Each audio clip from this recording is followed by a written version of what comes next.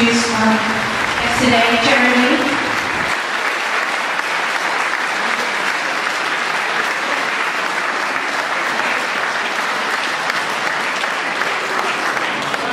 Austerity was the creation of the bankers, but the victims had to pay the price of it. Hence we've had 5 years of cuts in benefit, frozen wages, losses of jobs, increases in 0 hours contracts, desperate levels of poverty, demonisation of those people on benefits, and many who are facing mental health problems and other disabilities have been approved as fit for work when they clearly are not, and sadly have even taken their own lives. We are living in an increasingly brutalised and unfair society.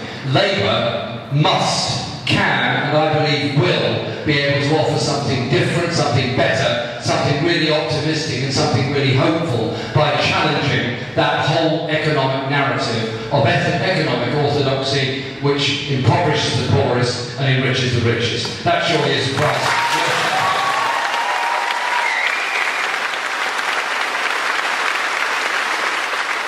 We've had a brilliant meeting this afternoon to discuss the political issues surrounding the Labour Party leadership election.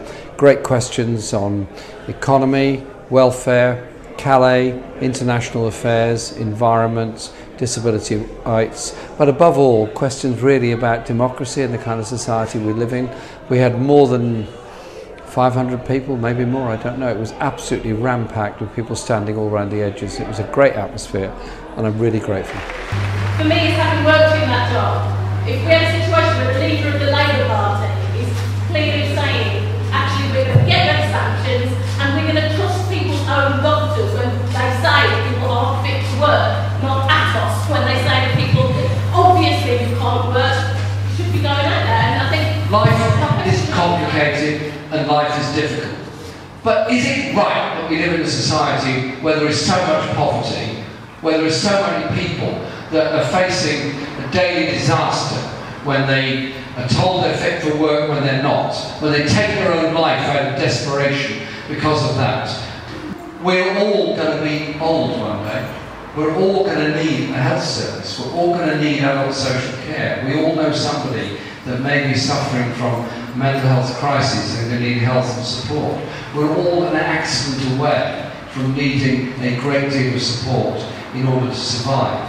I think you have to be bold enough to say that those with the deepest pockets and the biggest bank balances could and should pay a little bit more. We've had now 21 public hustings, mainly organised by the Labour Party, some by media operations, and this is, I think, the 42nd public meeting I've done in the past 5 weeks or so, and they're getting bigger and bigger. Last night we had 1,500 in Liverpool, today here, early this afternoon in Coventry, and yesterday morning in Preston. We're just getting a huge turnout, and it is about people wanting democracy, wanting their chance to have a say, but above all wanting a Labour Party and the Labour movement that represents their aspirations and challenges the whole politics of the austerity agenda. We've already won because people are talking about politics, people are talking about an alternative, people are talking about ensuring the Labour Party represents them and their aspirations. And so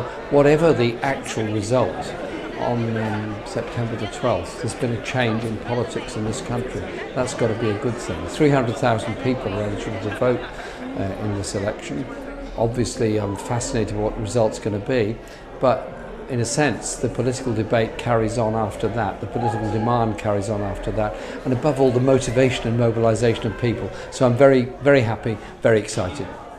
And that we create a strong, vibrant, coherent democracy within the Labour Party that really can bring about the policy changes and make our party something that can challenge the philosophy behind what this government and this society is doing, both to the poorest and most vulnerable, and destroying the life chances of those that have worked very hard to try to contribute to our society. A society where we care for each other and everyone cares for everybody else isn't complicated. It's something that actually makes an awful lot of people a lot happier, and they work with respect towards each other rather than suspicion and fear of each other. Thank you very much for inviting me.